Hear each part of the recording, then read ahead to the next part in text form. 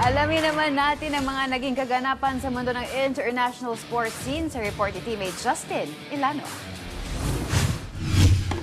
Sa tennis, nasungkit ng French tennis star na si Arthur Fils ang kampyonato sa Barcelona Open matapos talunin ang higher rank na si Andrei Rublev ng Russia sa score na 6-2, 7-6. Sa simula ng laban, nagtala si Fils ng ilang maling shots na nagbigay ng maagang break kay Rublev.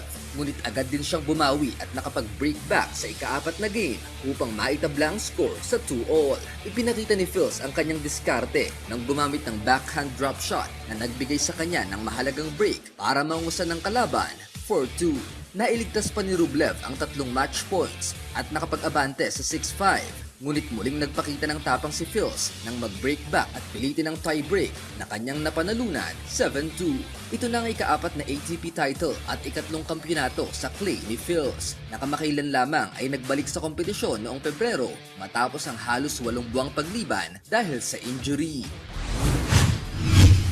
Sa tennis pa rin, muling nasungkit ni Kazakhstan's Elena Rybakina ang kampyonato sa Porsche Tennis Grand Prix matapos talunin si Karolina Muchova sa score na 7-5, 6-1.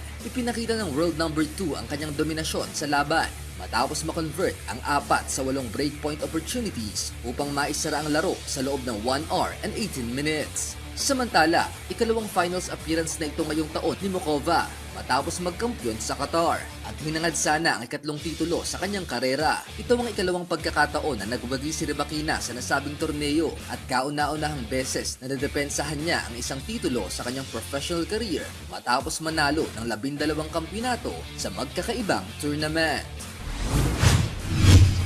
Sa American football, inaresto ang dating Georgia wide receiver na si Zachariah Branch noong madaling araw ng linggo sa Athens, Georgia habang papalapit ang 2026 NFL Draft. Naharap si Branch sa posibleng misdemeanor charges kabilang ang pagharang sa mga public sidewalks o kalsada, prowling at obstruction sa isang law enforcement officer. Ayon sa Athens Clark Country Arrest Log, naaresto siya ng alauna ng madaling araw at nakalaya rin pagkaraan ng ilang oras matapos magpiyansa ng halagang $39 o mahigit 3,000 pesos. Sa kabila ng insidente, itinuturing pa rin si Branch bilang isang prospect na inaasahang mapipili sa ikalawang round ng paparating na NFL Draft ayon sa mga kamakailang mock draft projections. Justin Ilano para sa Pambansang TV sa Bagong Pilipinas.